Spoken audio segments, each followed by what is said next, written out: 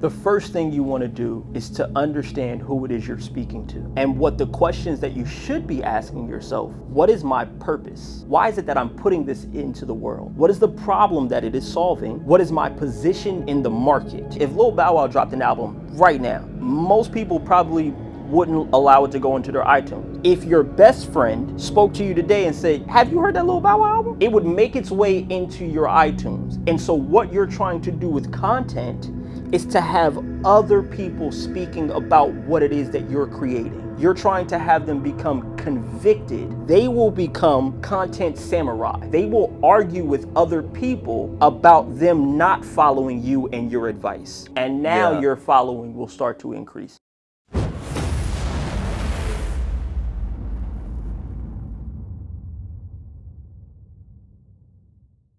So you were talking about, so I didn't even know that as Yes. far as the 30 minutes. Yes. Or the 25 minutes. 25 minutes or more for YouTube right now is what they're prioritizing. I didn't even know that. Yeah, and so a lot of the things that I pick up on are trends, right, that I see other creators doing. Okay. Right, so I follow a lot of great creators who have transitioned from Instagram over to YouTube, and typically their videos are 15 minutes because it's a vlog style. It's a day in my life, it's me doing this. And recently, majority of the ones who are good at it, who make a living doing this, are now producing hour-long videos, an hour and 40 minutes a week in my life. And so I was wondering, like, what's going on with that? And so I started doing some deep diving, and I jump in a couple of different forums, and I speak to people who have more knowledge and insight than I do. Okay. And they've given me the backstory of like, okay, right now there's a battle for attention. TikTok is about to come out with a new app that allows you to post pictures. Really? They're battling for all types of attention right now. Okay. And YouTube still wants to own its supremacy. Okay. And so they are incentivizing creators to create longer form content so that people are naturally spending more time on the app. So you feel more comfortable there. And so they want, right, when you think about it, as far as content creators are concerned, we work for these platforms. Right. Right? Yeah.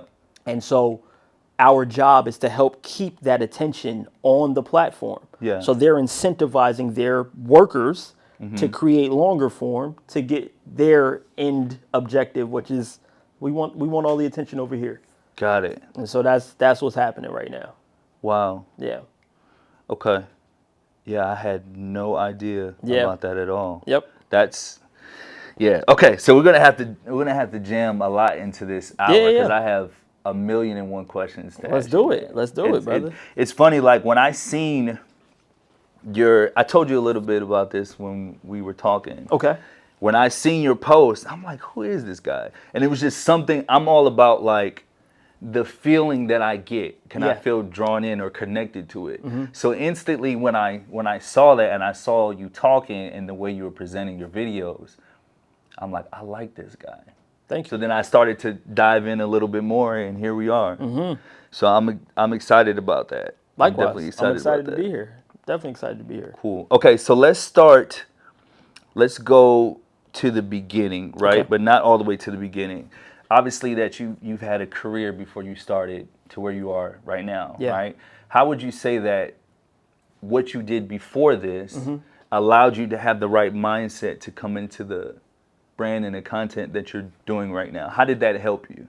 So I've done a couple of different things before this, and so I would say that all of them have helped me.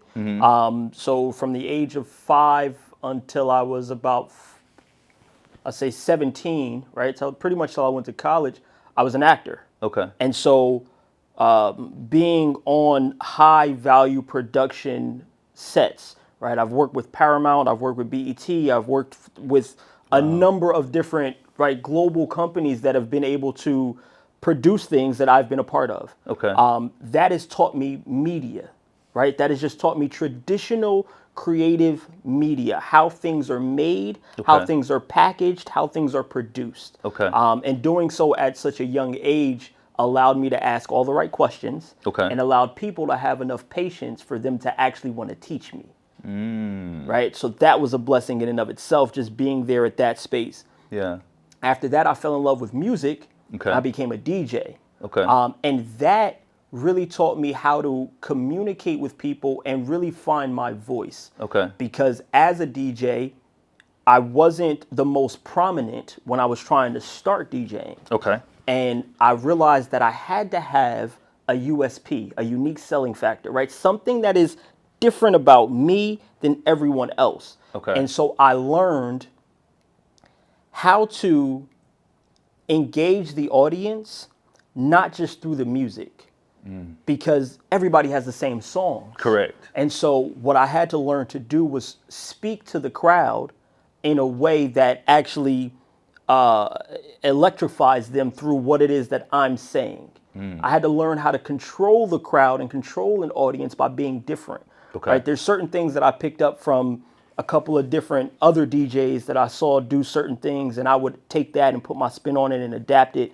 Shouts to Mr. C. One time I was DJing, and back then when you were switching over, right, it was always like a pause, Yep. right? And so Yep.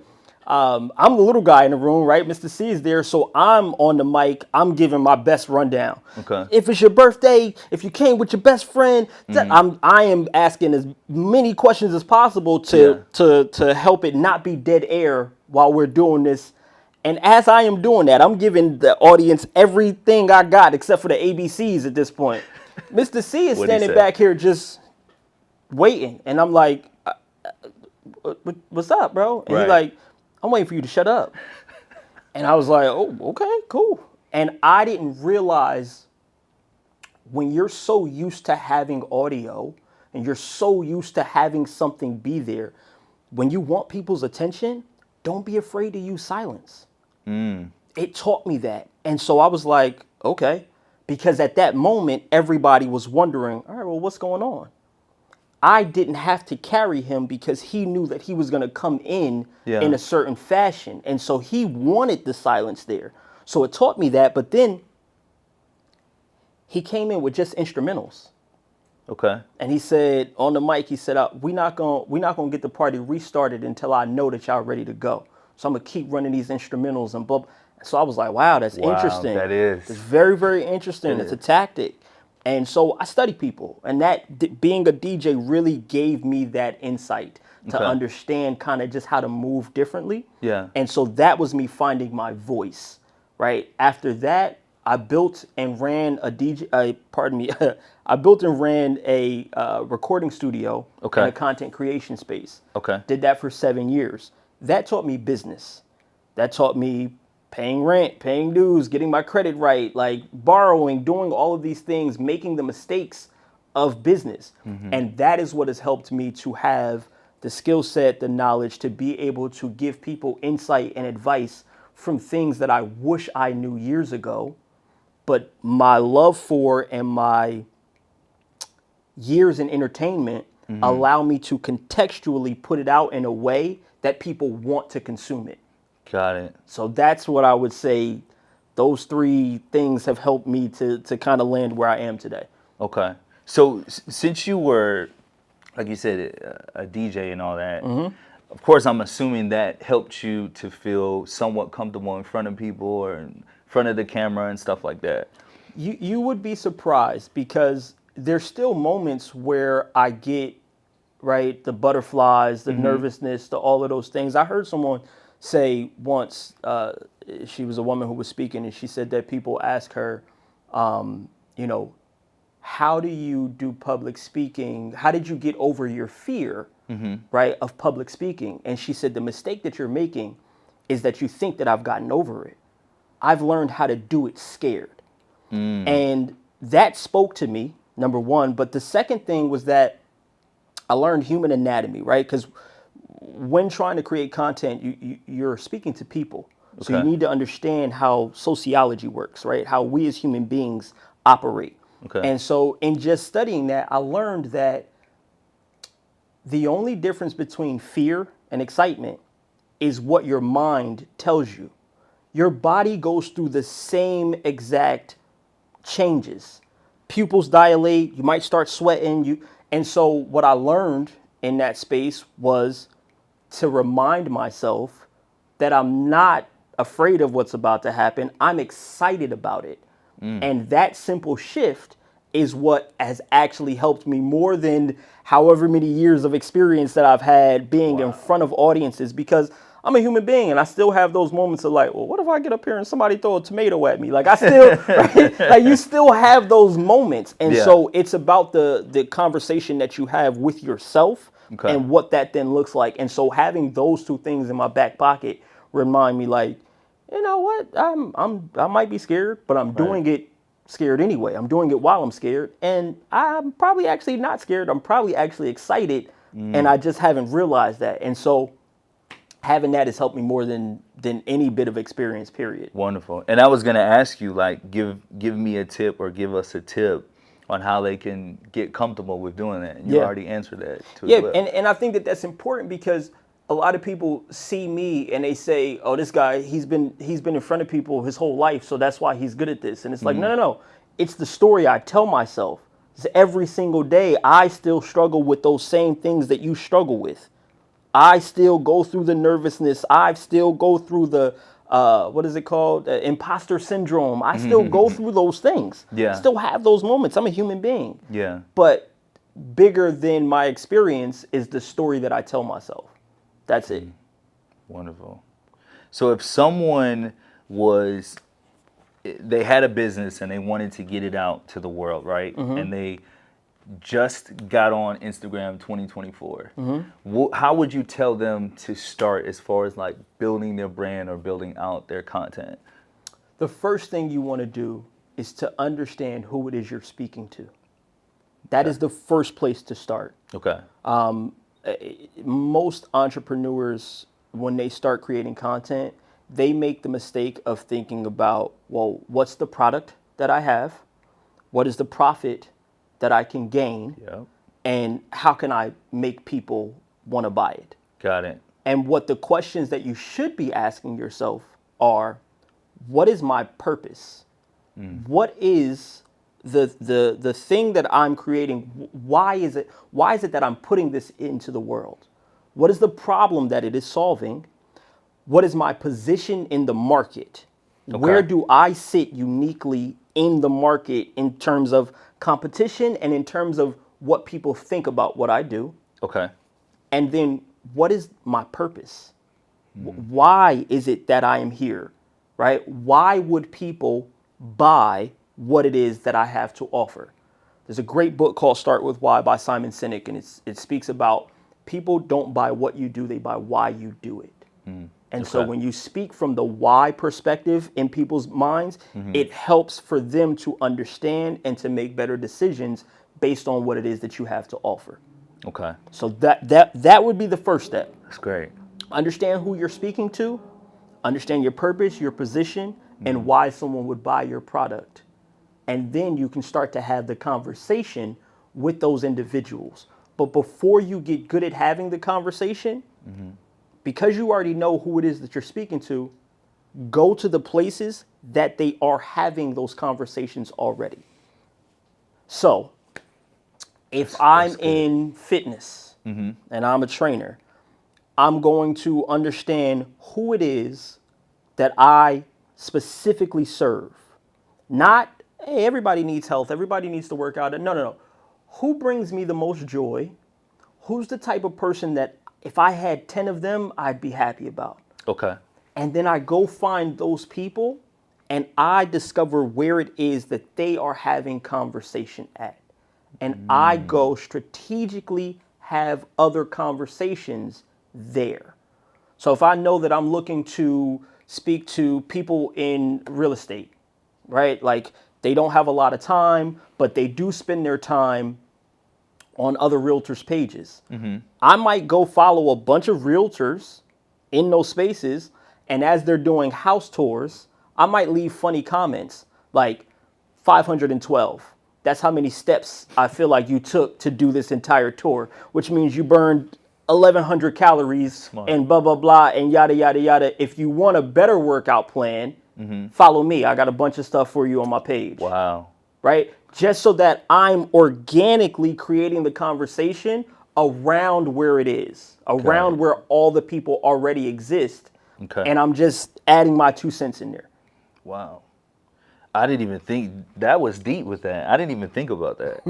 No, that was awesome. I know as far as back to the question that I asked too, I know a lot of people sometimes they worry about the equipment or the setup or what yeah, you're shaking your head like the setup. Yeah. I even went through that too, you know? So like, what would you tell people about that? Because we hear it, right? We hear like, oh, the message is more important than like the actual equipment or the quality, the content. But what would you like say to that people that say that? Equipment is just another avenue for excuses. Speaking facts. Most people are looking for another reason to blame their inability to do the thing that they want to do on external events. Oh, the reason why I'm not popping on whatever is because I didn't have the camera. I didn't have the mic. I didn't have the lighting. I didn't have the... And you're just trying to find an excuse. You're trying to find a place that you can put the blame somewhere else. Yeah. To say, well, it wasn't me. It wasn't that I could have worked harder, I could have done better, or I could have gotten out of my own head. You as a human being are set up to keep yourself from danger. And oftentimes failure looks like danger. So we will create as many excuses as possible for us not to go down that road because this road feels safe. Even though there's no progress in this road, I feel safe here. And so I'm going to find every excuse in the book. I might even make up a brand new one, right? Just so that I can go down this road as opposed to running the race that I know is going to lead me in the direction and in the place that I actually want to be. So equipment is just another avenue for excuses for people. Bro, you hit it on the head. Okay, I need to get this. I need to get that. She's like, are you sure you need that stuff? I'm like, yeah, I got to show up, you know, as crispy as possible, all this. And then I just really started to think about it to what you said. I'm like, I'm making excuses. I just need to be happy with what I have and use what I have and be more comfortable with that and just focus on the actual content. 1000%. I'll be honest with you, right? So I fell victim to the same thing, right? Okay. But I'm a bit of a, like, I was a DJ. I love tech, right? I'm the guy that's got to buy, right, like everything that I love and want to see. And so I bought the A7 III, right, the Sony A7 III, like years ago, right? Now I have the 4. I bought it years ago because I was like, I'm going to really ramp up my content and I'm going to... And I heard so many people say the same thing, right? Like, oh, I don't have the camera, I don't have the... And so I put myself on a mission. I was like, you know what? I'm not going to use this camera until I hit a certain threshold just by using my cell phone, because I want to be able to tell people I did it with just my phone. That's dope, man. And it is dope, but now I look back and I'm like, you know what's crazy is I got a video that did 3 million views and I got that from my cell phone. I haven't had a video hit that with this new A7 IV and my crispy lens and all of this money that I spent on this nice mic and new light. I haven't gotten a 3 million view. I'm like, I should probably just go back to my cell phone at this point because I'm doing a lot. I'm transferring memory cards. I'm color grading. I'm spending so much time. And that one video that actually had virality for me, I shot that on my cell phone and it looks crazy.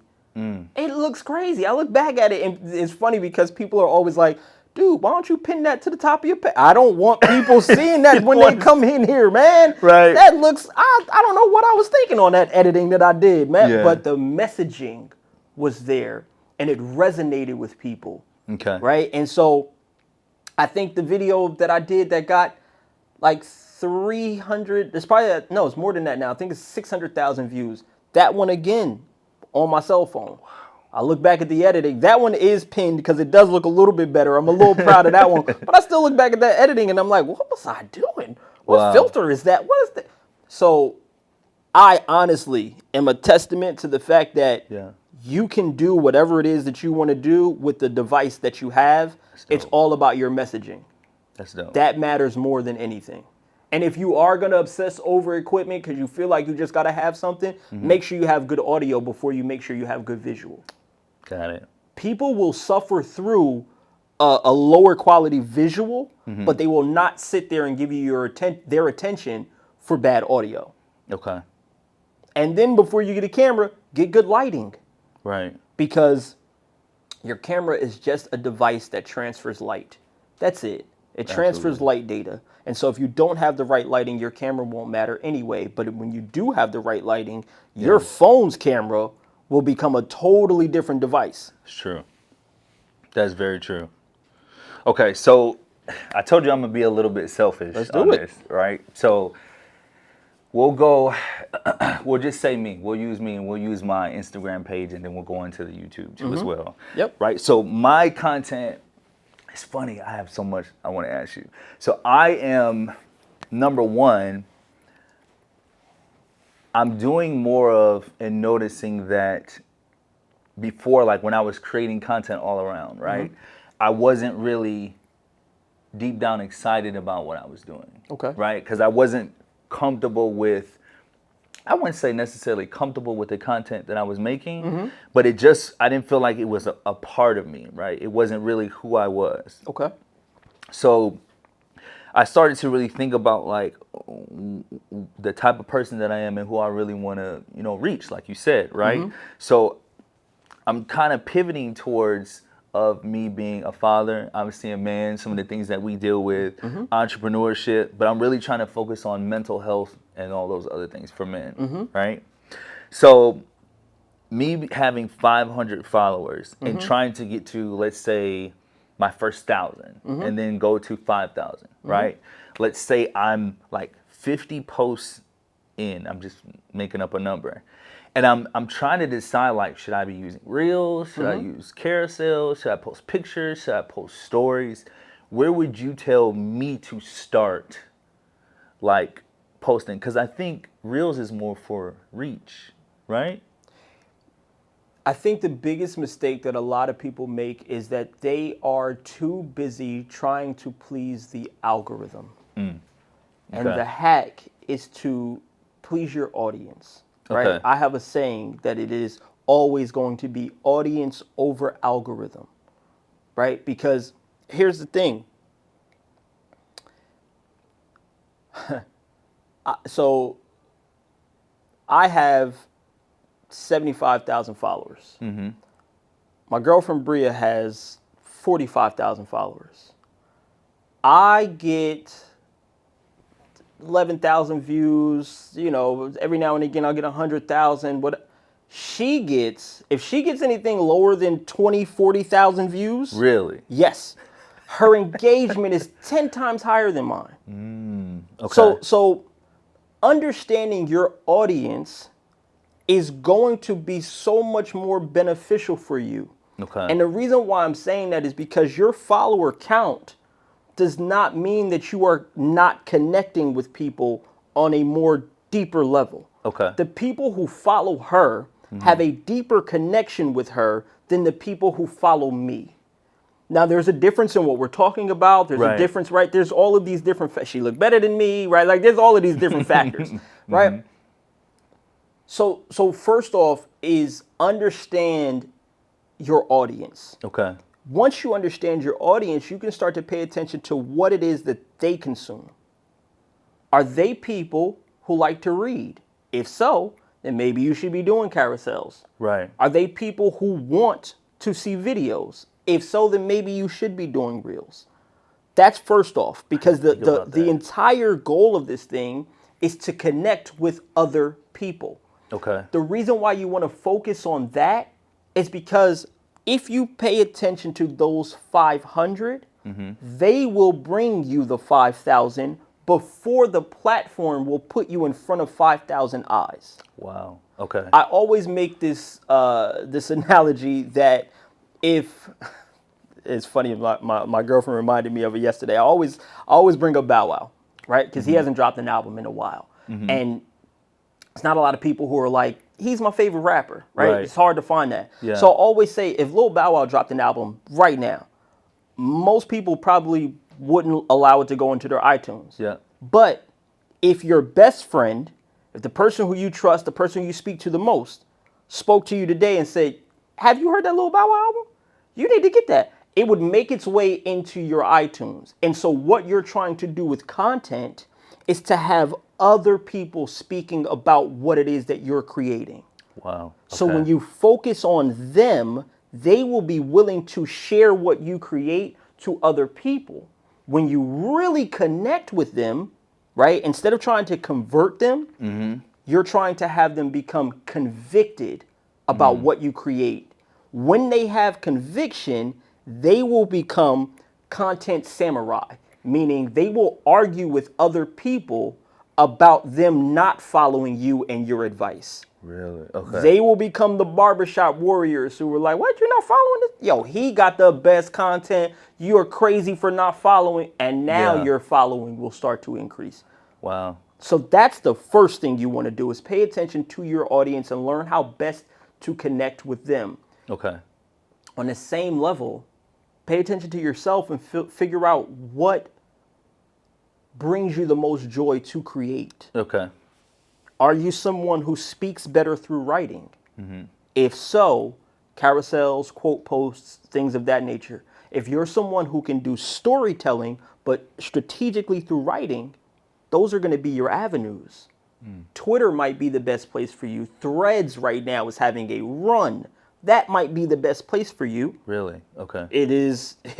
I've been saying it for a while, and speaking about my girlfriend, she just took my advice. Yeah. And she's been on Threads lately, and she was showing me something today where she was like, "Oh my God, Threads is so great! It's amazing! It's like I'm finding everybody I want over here." Yeah. And so, understanding where you create the best, right, and what is going to actually help you in your creation process and journey. If you're like, yo, I could sit down in one day and make 100 tweet posts or 100 thread posts, or okay, Yeah. well, start there. Start there. Okay. Because that is super important. Now, we'll flip it and then we'll talk about what the platform prioritizes, right? The platform prioritizes time. They want you to create something that causes people to spend more time on the platform. Okay. Got it. So yes, video is going to do better. Okay. Because you are owning, for that small portion of time, you're owning more of someone's senses. In video, I've got your sight, I've got your sound. You have to hear me, you have to see this thing. Okay. And so I can do more to hold more of your attention. Okay.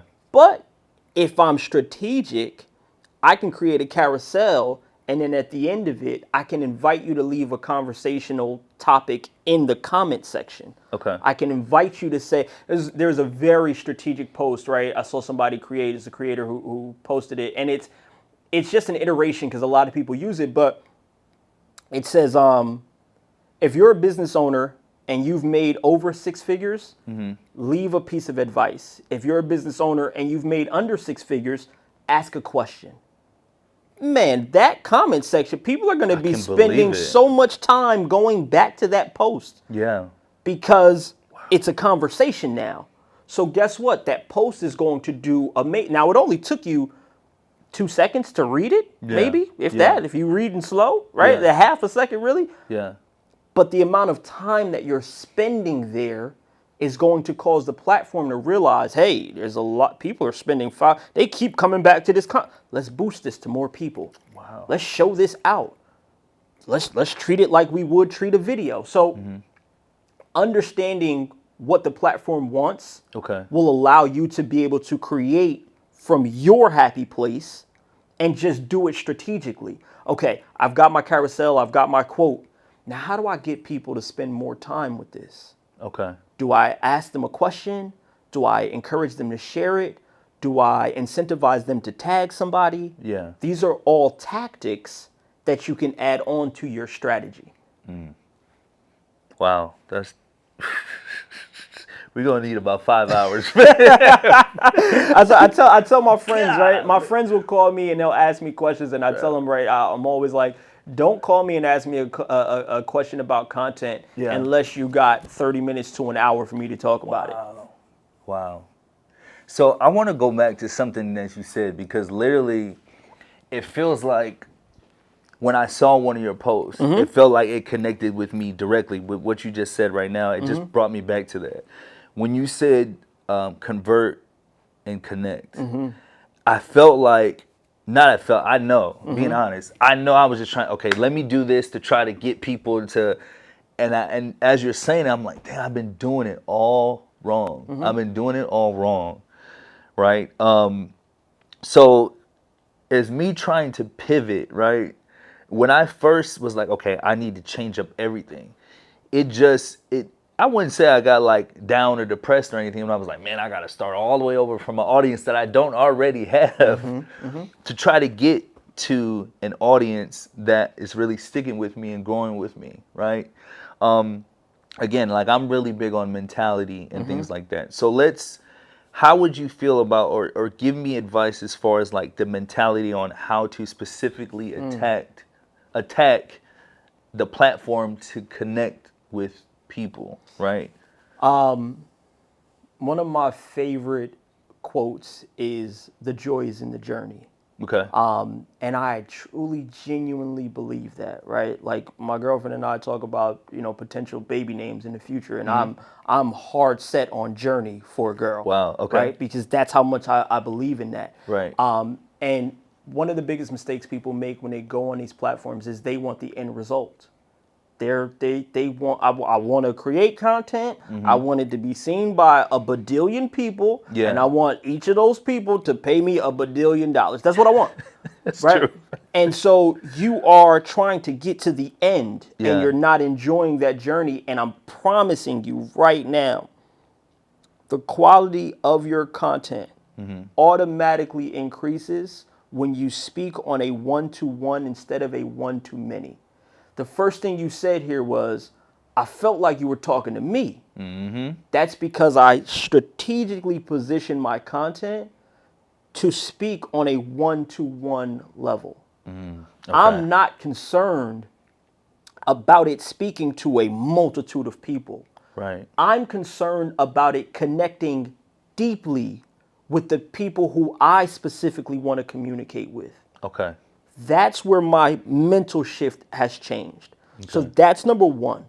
Find that joy in the journey and build one by one. So we were talking about, right, promoting and the DJ world and all of this stuff. And so I come from the world of handing out flyers, right? And that we used to call that hand-to-hand combat. Yep. Right? Because you can only connect with one person per flyer. Right. I can't walk into a large crowd of people and toss them into the air and hope that they magically land.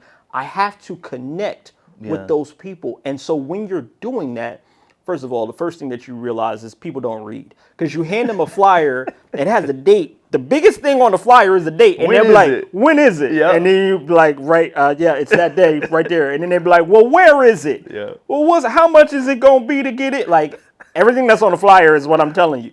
But that allows me to connect. Yeah. Because now when I say, oh, it's in 2 weeks, and somebody says, oh, my birthday is in 2 weeks. Hey, you know what? I'm glad you said that. Let's talk. You who I'm looking for. Because nobody goes to a party by themselves on their birthday. Right. You got 5, 6, 7, 8, 20 friends, right? Like it's a bunch of y'all. You gonna get a bus and come down. I'm so happy that we spoke. So that one-to-one has allowed me to find the people who are going to bring more people to my event. Okay. And it's the same thing with content. When I work on a one-to-one level, you're going to find the people for me. Right. You're going to be my billboard. You're going to be my bullhorn. Right. So the first thing is shift the mentality from trying to speak on a one-to-many to speaking on a one-to-one level. So, Ro, you hitting on a lot of stuff, because as soon as you said that, it made me think about also too, like, I can't remember the saying exactly, like, if you're chasing multiple rabbits, you're not going to catch either one. I forgot that is who an specifically old, said that. Ancient proverb. Yes, but it made me think back to promoting, and my eyes are really opening wide, because when I first started doing promoting back home, and I was just doing general parties, I would get a decent crowd, but it wasn't nothing impactful. But when I started focusing on, okay, birthdays, I'm going to do just birthdays and then allow them to get people in for free, automatically, Yes. it started blowing up. Yep. And it just makes me think exactly what you're saying. Like, You got to find the birthdays. find that. Find Wow. the birthdays.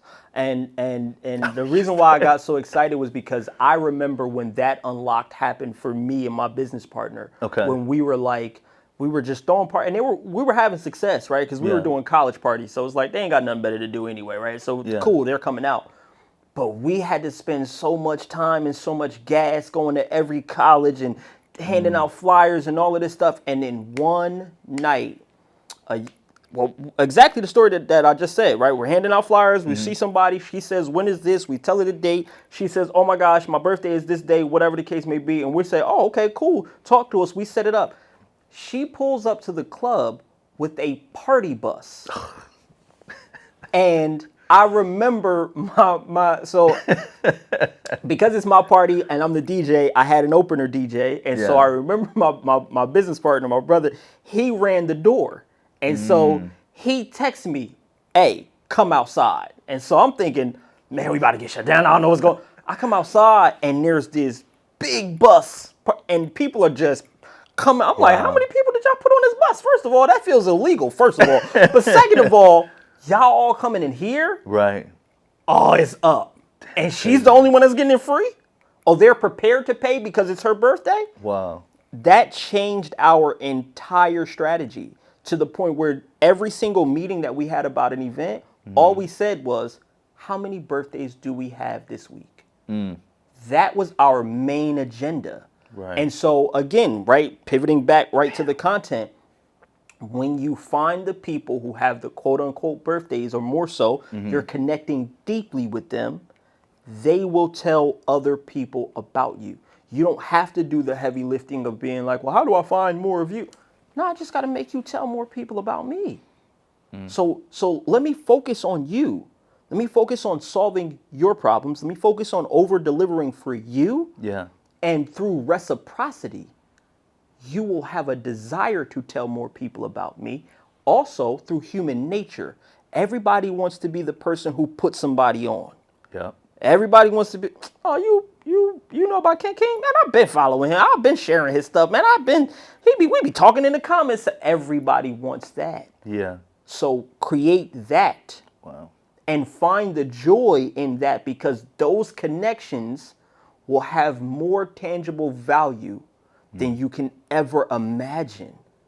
Because when someone calls you a fraud or says that you're ugly or says that your breath stink or you got a booger in your nose or whatever the case may be, those deeper connections are the people who will come out and attack those people for talking down on you. That's true. And that helps you to get out of your own head and fear of being like, well, what if somebody says something crazy that I don't like and then I got to be a keyboard warrior and argue? No, I don't. It's funny because I speak about Bria a lot. My girl, she had a situation where someone said something like, because she does skincare, right? She speaks about, and so she answered a question. Someone said, oh, what products do you use for your face? She gave the answer. And someone underneath said, she's lying.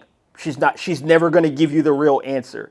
And it had bothered her for a little bit. And I said, babe, screenshot it and just use that as a piece of content and just and just say, hey, listen, I get it. There's a lot of people on here who are frauds and who will lie to you and stuff. I'm not one of them, right? Just make a nice video saying, I'm going to be truthful. And man, the comment section on there, I think she might have taken it down because people were bullying this other person where I was like, all right, it's getting a little crazy. They're like threatening her and whatnot. Like this is getting, because she has such an affinity with her audience that they're like, no, you're not going to talk bad about her. Right. She's put me on to this. She has given me this. She's done that. No, I'm not even going to allow you to talk bad about her. But you do that from a 1-to-1 level. Wow. That's how you do that. Wow. Okay. So I have to ask you this question before I forget. Yeah. When I was watching that video on YouTube, you talked about the 5-4-5 method. Okay. Correct? Yes. Can you tell me a little bit more about that? Okay. So The 5-4-5 method. Hold on, before you start. Yeah. When I was watching that, just to get the perspective, my son was walking in the room, and I was watching it. He was like, "Dad, what are you?" And I was like, "Shh." I'm like, "Stop! I need to hear what he's saying." Got you. I need to hear what he's saying. And he was like, "Oh, I like his setup and everything." I was like, "No, I really need to hear what he's saying right now." So that's just let you know. When I heard that, I was like locked in. So I have to ask you about that. Got you. I gotta make sure I can remember all of the elements, right? So the 5-4-5 method. So basically, when you start, right, a lot of people ask me this question: what type of content should I make? Okay. And so this is going back to my history in entertainment. Okay. And so all content, right, whether it be movies, news, newspapers, any type of content, it can all be summed down into 5 types. That's it. So when you ask me what type of content to make, let's make it easy. You only got 5 types that you can make. Okay. And here's what they are: content that entertains, Okay. content that informs or educates, Okay. content that inspires, and then the last 2 go hand in hand: content that affirms, content that opposes. So content that entertains is things like memes, things that like ASMR content, right, where people are just doing audio stuff. That is giving you some sense of entertainment. Okay. Now let's talk about that. Entertaining content is the easiest thing to be shared, right? Okay. But it is the least tangible for depth. So it doesn't create an affinity as strong as content that informs. Okay. Content that informs and educates. This is something that is either A, teaching people something they didn't know, or, what's even better, contextualizing something in a way that they haven't heard before. Okay. Nothing that I'm saying is new. I'm putting it in a way that I've understood it, Right. and contextualizing it in a way that other people can understand it. My secret sauce is I read more than anybody, right? Anytime we get an Amazon package in, Bria is always like, "But more books," and it's always. Today she said it when we got packages in, and I was like, "No, it's not more books. It's actually this." And I opened it, and it was 2 books on the top, and I was like, "Okay, I forgot I ordered these." Right? So that's my secret sauce. Nobody will outread me. Right. You won't outread me. You won't outwork me. Right? But what I really have learned to do is contextualize everything that I'm learning, right, into a way that people can easily understand it and digest it, and then giving them action items to go do. Wow. So, entertains, easy to be shared, but doesn't build affinity. Right. Informs, a little bit difficult to be shared, especially in our community. Yeah. Because a lot of people work off a scarcity mentality, and so they don't want to share the good stuff. I'm not about to put nobody else onto this. No, this is only for me. So it's a little bit more difficult, but it helps to build that depth. Okay. Helps to connect. Okay. Right? It's content that inspires. So for this is what you're leaning in on with speaking about mindset, mentality, being a dad, things of these things, right? Because you're being vulnerable. Right. When you're having vulnerable moments and you're telling people how you're overcoming something, when you're talking about your challenges and then how you've overcame that, you're inspiring someone, because they're like, "Man, I'm a dad too. I'm an entrepreneur too. It does get difficult trying to juggle those 2 things. Right. Man, you had this problem? Yeah. Wow, I thought my problem was something, but your problem seems bigger than mine. I don't know how I would have solved, and you overcame that? Oh, well, you just made me think about my problems in a totally different way now. You've inspired me." That's also going to build a deep connection. Right. Then content that affirms and content that opposes all happen to do with other people's beliefs. Okay. That is me saying, you think the sky is blue. Let me tell you why you're right. It's content that affirms. You think being an entrepreneur is easy. Let me tell you why you're wrong. It's content that opposes.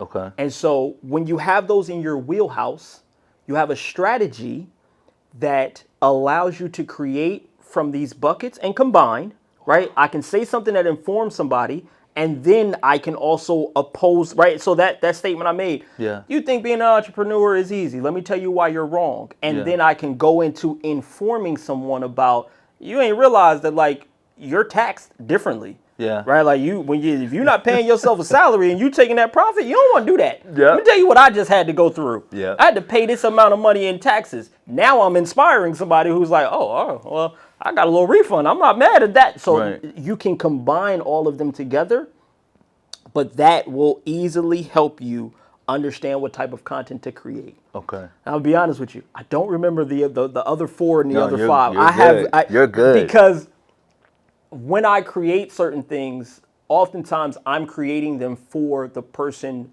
who I used to be. Yeah. Right? I'm putting things into the world that I wish I had. Yeah. And so once I create it and it goes somewhere to live and it lives there, I'm on to something else. So I can tell you I have that script in my phone, but I'm not even going to pull it out to look at it. But what we'll say is go see the rest of that video and it's there. I promise you it is there. I just can't remember what the other 4 and the other 5 is because I wrote those so long ago, and I've been in such a space now of writing for myself a bunch of new things and then writing for my clients. Right. And so I can probably talk to you more about eyelashes, skincare, because I work for estheticians. I work for people who do Forex and stocks and all of that. I can talk to you about that right now better than the stuff that I created 2-3 months ago, just because that's where my head is at. No, but I can definitely tell you that is a lot of people have told me that they found value in that video. Absolutely. So, yeah. No, I like that about you. For you to admit that, it shows a lot about you. Because a lot of people will say, "Oh, well, you're gonna have to wait till later to do." Yeah, this. No. If I had my phone with me right now, I would have looked it up and be like, because I structure everything to just be bullet points. Okay. Right. So once I remember what the 4 things it was that I was talking about, and then the other 5 things, okay, cool. Now I know. Now I know specific. I just can't remember what those 4 elements were or whatever the case may be, but the 5 types of content, I know that's where it started, and then it was 4, I think it might have been 4 methods of communication. I can't remember. I'm not even trying to make it up. No, you're fine. Let's talk a little bit about, or I have a question about like momentum or continuing to like ride a wave, I guess, right? So how do you feel about that? Like if I'm posting and I feel like I'm getting some type of traction, right? But then I stop posting the same consistency as I was doing before, right? Do you feel like that plays a big part into like someone's growth, like my growth, or it really just depends on the content? It depends on the connection. Okay. If I have a deep connection with my audience, I can disappear for a while. Because when I come back, they're like, "Oh, I'm so glad you're back. Hey, what else you got for me right now?" They don't mind me stepping away. I don't have to show up every day. I can take time off because I have that deep enough of a connection with my audience to the point where they don't feel some type of way about me not being there. I think consistency is more important for the creator. Okay. Right? Because you have to get the reps in.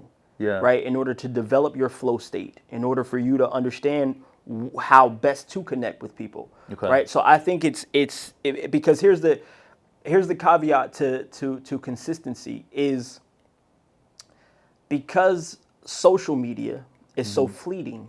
We're not spending a lot of time with people. Right. My videos are 48 seconds, maybe 90 seconds, whatever. It's very easy for people to find something else to entertain them or inform them or whatever. And so when you show up, I don't want to say too often, but when you are consistent, sometimes you run the risk of being the smoke detector that needs a battery. So if you ever go to somebody's house and they have the smoke detector that needs a battery, it beeps every now and again, but they can ignore it. Right. They're not there. It's alerting someone, but for them, it's back of mind. So they're like, I don't even care about that. Yeah. And so if people know that you're going to be here tomorrow talking about the same thing, well, they don't feel as obligated to watch you today because they know that they have the ability to see you tomorrow. Damn. So that's why understanding a content mix helps. So I'll show up and just give y'all a quote. I'll hit y'all with 5 quotes for this week. I ain't even gonna post no videos. That way it's a different, I'm still showing up, Still. but it's a little bit different, and I'm jarring your memory. Oh, this ain't a video. What are you saying? Okay, Right. cool, okay. So that way when I do come back with a video, you're like, oh, okay, all right, cool. So it gives you a little bit of a different mix, right? That's why one of the platforms that I focus on so heavily is Instagram.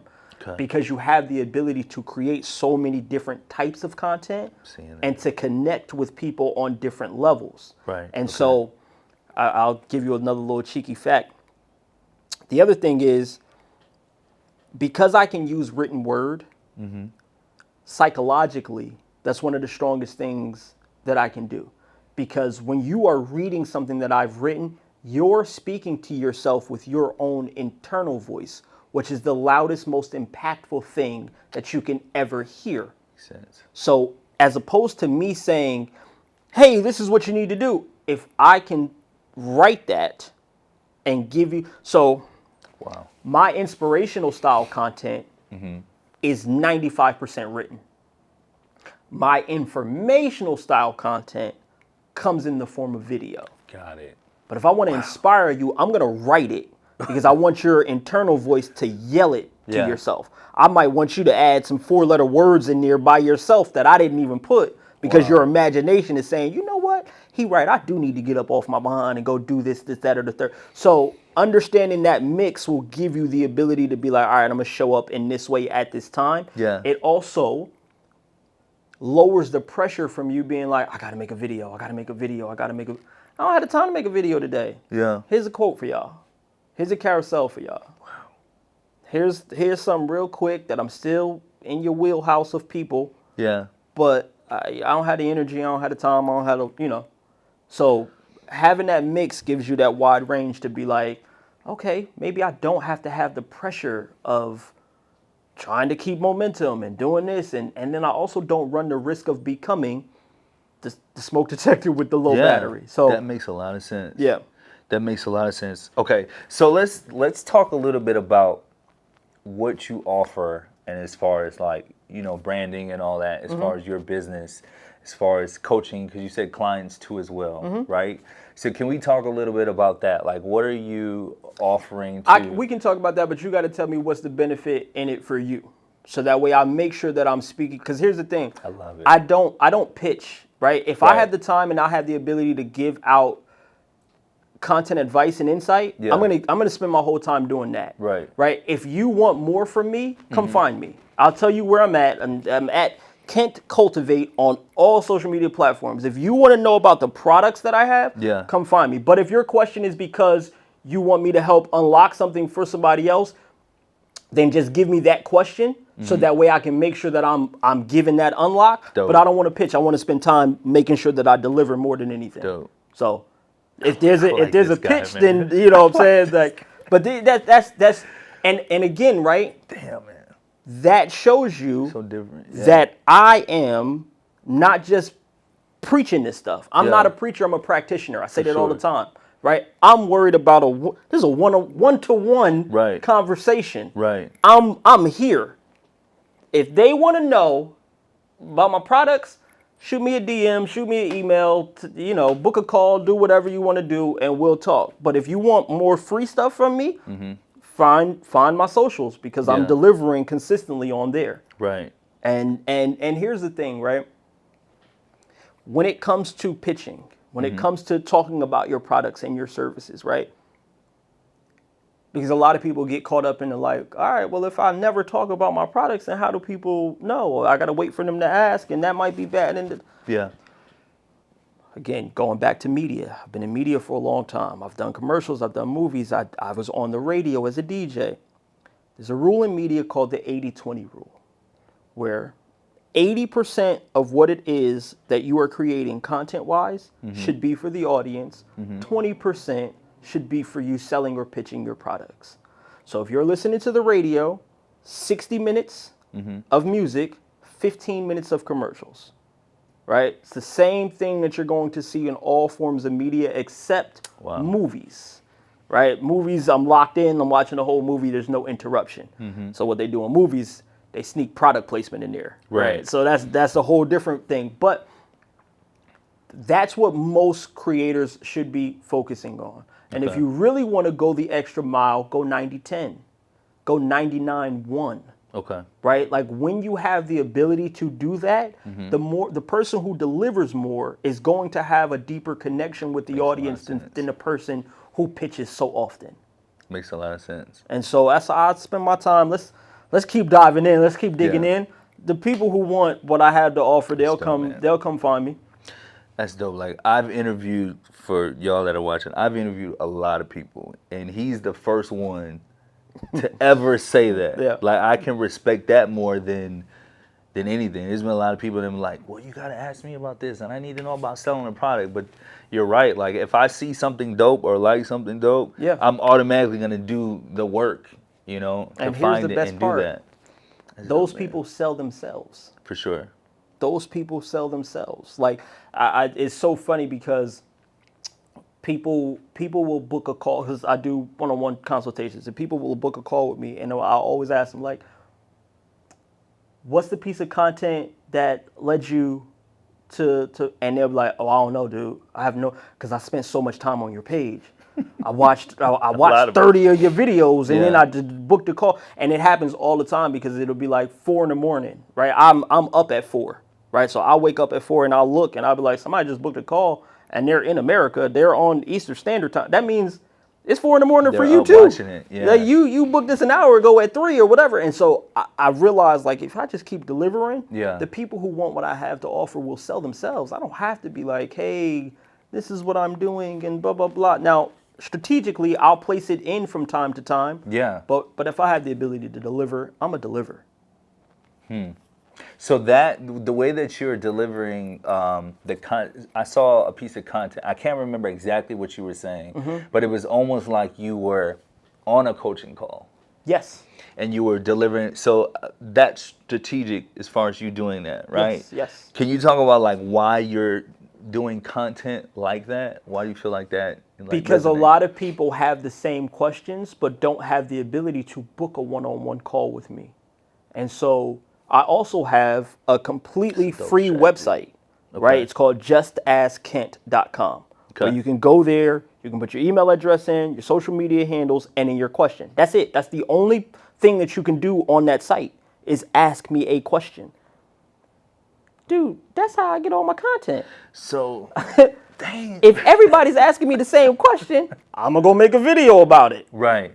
If 30 people ask me that question, I can believe that 3,000 people have that question and just haven't sure. asked. For sure. So let me deliver it to everybody. So when I post snippets from me, speaking to other people, it's because it's something that I know a lot of people deal with and struggle with. And I know that it could help unlock something for. It's so funny that you said it, because the last one that I did like that was about people who are multi-hyphenated, right? Everybody's got like I'm a this plus a this and then this. And so I was answering, right, how do I make content in that formality? And one of the people who reposted it, she said, he's talking about me. She's extremely successful. Like she does clothes, she does glasses, and they sell out all the time. And she reposted it and was like, yeah, this is speaking directly to me. And I'm like, man, it's so crazy that I made that because I knew it would speak to a multitude of people. I didn't realize the wide range. Like you're Right. already successful, Right. and you're still feeling like that had to be the ability to connect with you. So I'm so glad that I made that, Yeah. because the people who are just starting a business Yeah. probably need to hear that even more. If you're already successful in your business, you've built multiple verticals of your business, and that's still connecting with you. So that's why I create from that sense. Also, it helps with tonality and rhythm. Okay. So when you are speaking to people, right, that's why I was so excited about this, because this is a conversation. So my tonality and my rhythm is organic. Yeah. And other people are going to be able to receive that on an organic sense, as opposed to me looking at the camera and saying, you need to do this. That becomes robotic. Absolutely. I struggle with that with a lot of my clients. So I'm like, stop reading the script and just have the conversation. Right. And so when I'm actually having a conversation and people feel like they are a fly on the wall, That's a deeper connection because they feel like, man, I'm privileged to hear this. I wasn't even in the room at the time. Somebody paid for this and then he gave it to me for free. Yeah. I can just imagine what else he gave to them. But man, I'm so glad that I got this. I appreciate that. Wow. And so, again, the connection is better, but the tonality and the rhythm is bar none. Absolutely. Damn. Okay. This is so much. Okay, there was a post that you made, and I can't remember because I've been watching a decent amount of them. But you were I was trying to say, how did you explain it or go about doing it? It was delivering it from a, I wouldn't say necessarily a negative perspective. Negativity bias. Yes. Negativity bias. That. So before I speak on that, I also want to say that the other reason why I do the conversational style content is because at some point we get tired of people talking to us. Yeah. Like if I'm scrolling and everybody's looking at the camera and they're like, you need to work out, you need to eat better, Yeah. you should wear this, you should buy, like the guy who's over here and he's just like, he's going to get my attention. So sometimes you got to zig when everybody's zagging. Yeah. So it's a flow. So negativity bias. Again, everybody is so focused on social media. And what you should be focused on is sociology. How do people receive things? How does the human mind work? And so knowing that the brain is set up to protect us. Right. Anything that we perceive as danger is going to get our attention.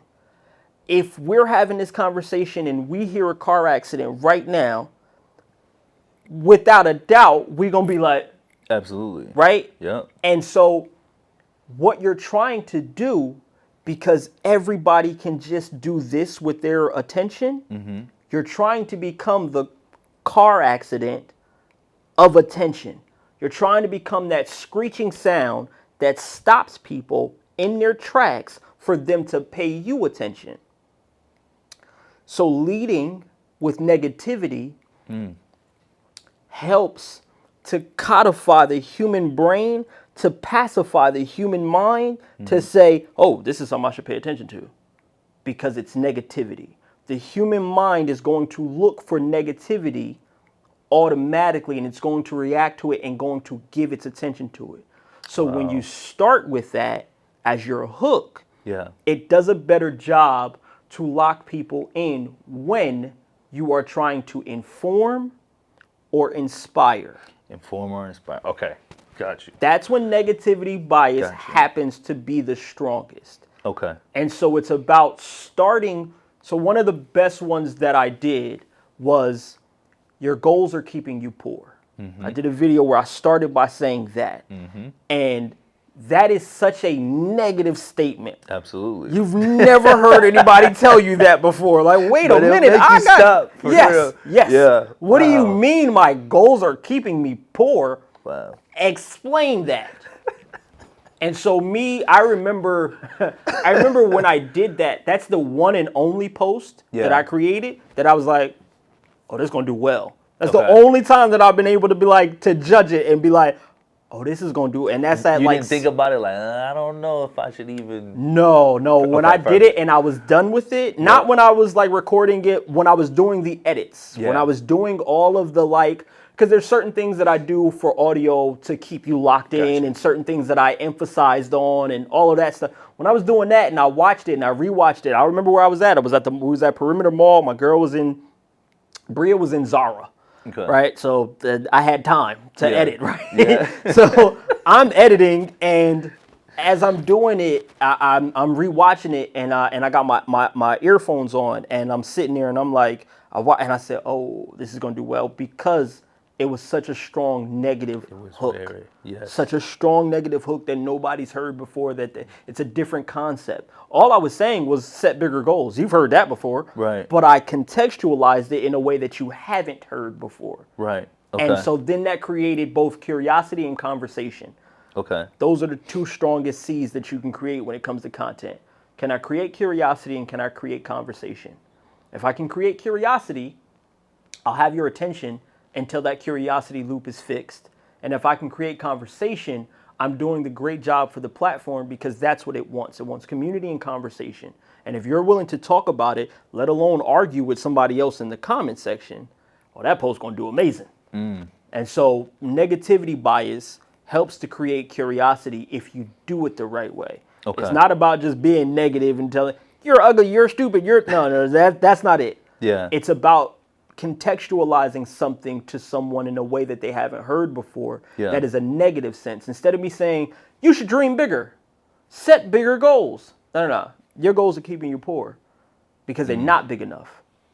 Wow. So that's how negativity bias works. Right. It's about taking the positive that I want to say and framing it in a negative way that creates enough curiosity for you to let me get to the positive. Right. So that's how curiosity, that's how negativity bias works. No, that's dope. That's deep. And you're making me think about, I've been doing this the whole time that you've been talking. I'm trying not to black out because I'm thinking and remembering some of the stuff at the same time. Yeah. It's deep. But I also, someone gave me a comment, somebody that I was working with, it was like, a lot of your stuff it's always too positive, right? Mm-hmm. And they were just saying in general, like positive content or uplifting content doesn't always resonate to our culture, like you mentioned before, certain things. So what do you feel about that? Because I'm assuming, and correct me if I'm wrong, you're going to say it depends on the specific content and the strategy that you use. But it does make more sense, right? Being more direct, and I wouldn't say necessarily calling people out, but like that hook, soon as I saw that, I was like rewind and go back, right? But how do you feel like that affects other African Americans that are creating content, knowing the gossip stuff sometimes is what really sticks and what really works, right? I know it's a multiple question. Yes. But I'm glad you asked because it is something that I love to speak about.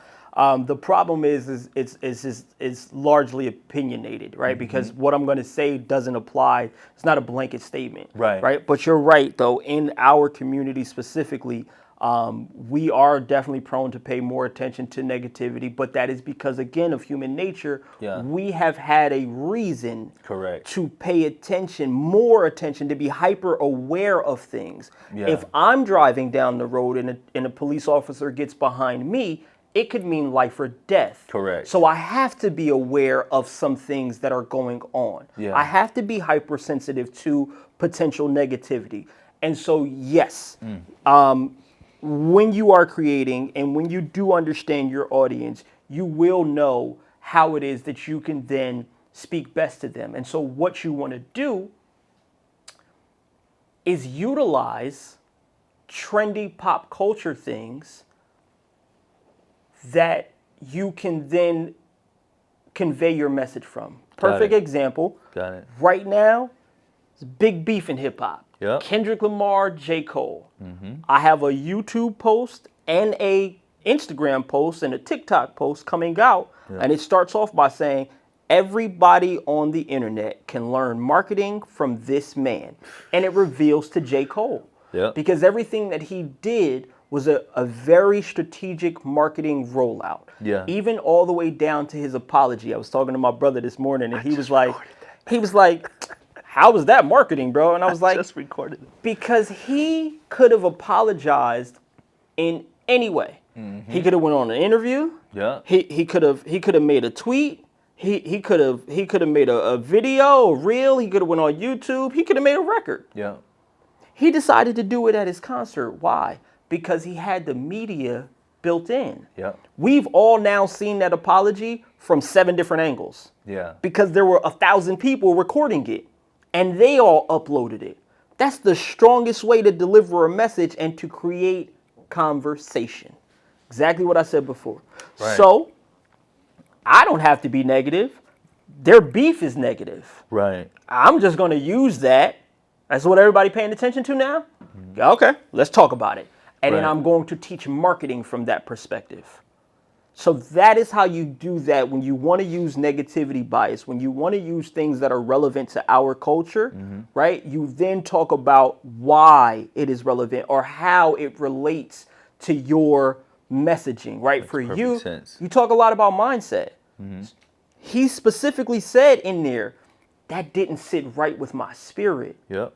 And so I would take that and contextualize that. You smiling like you already did it. I did. But I would take that already. and I would contextualize Damn. it to be like, man, this is very important for us as Yeah. black men to have the proper mindset and to not always be feeling like we have to be going at each Correct. other. Do you know how big of a move that is for him to be on a stage at his own festival to do that?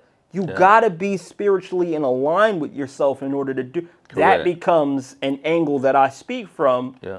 While using that negative, right? I might start off with one of the bars. Yep. Like the hook might be one of those bars, and then I'll be like, now that I got your attention, let's talk about the mindset that he had. Like, that's how you use that. You don't always have to be negative. You can use things that you know people are paying attention to and speak from that. Perfect example was Risa Tisa, right? The young lady, Yeah. who the F did I marry? Yeah. She had the whole internet in a chokehold. And I did not post this, but maybe I will. The reason why was because of her storytelling. That was storytelling. There were so many elements that she put in there. Also, there's a lot of metadata, which is what women communicate in.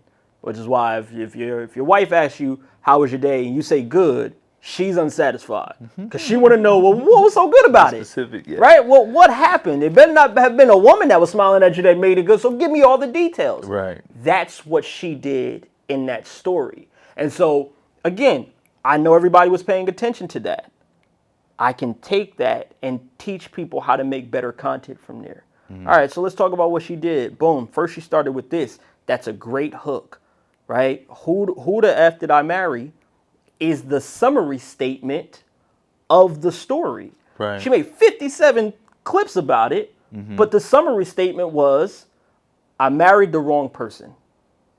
Right? She flipped it into a negativity bias by saying, who the F did I marry? She also flipped it to create curiosity because she asked a question. Right. She could have easily just said, I married the wrong person. That would not have done as well as who the F did I marry? Right. That curiosity had everybody like, well, yeah, who did you marry? Tell us more. Right. And so, funny enough, Bria was walking down the hall. I think I came to help her get the groceries or whatever, and we're walking down the hall in our apartment complex, and we're talking about it. And as we're walking down the hall, one of our neighbors is walking, and she's watching it. Right? That was like real time. We were like, oh no, she has everybody's attention. Yeah. And so, again, it's very easy for someone to speak to that and to speak about that. And you can even take that and talk about mindset and mentality and how important it is for us as black men to be like, look, man, we have to be better to our black women. And that starts with being better to ourselves and making sure that we are doing the hard work and doing the soul searching so that we don't end up on somebody's feed as a story about them talking about them marrying us. So, again, it's all just about understanding where the attention is and then how you can use that for your mission, your messaging. It's funny that you said that because that's literally, I initially made like, I call it like a breakdown, right? Or a reaction or whatever. But I try to go a little bit more in depth. I did it about the Kendrick, right? The first one. I did that. I love music, you know. I put it up. It got flagged for copyright reasons. But even before that, it was something that didn't sit right with me when I posted it.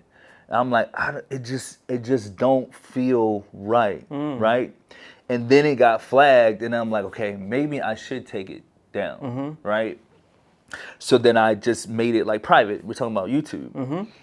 And then this came out where J. Cole was apologizing, right? Because he's doubling back on like it just didn't sit right with him. So that was my whole concept behind the recording. I'm showing them like, hey, I even made this video and decided not to do it and went back on it because it just wasn't sitting right with me, right? And then he did the same thing. So that's how I kind of looped it all together. So you're dead on with that. It makes perfect sense. It makes You're perfect dead on sense. with that. Makes You're dead on with perfect, that. perfect sense. So yeah.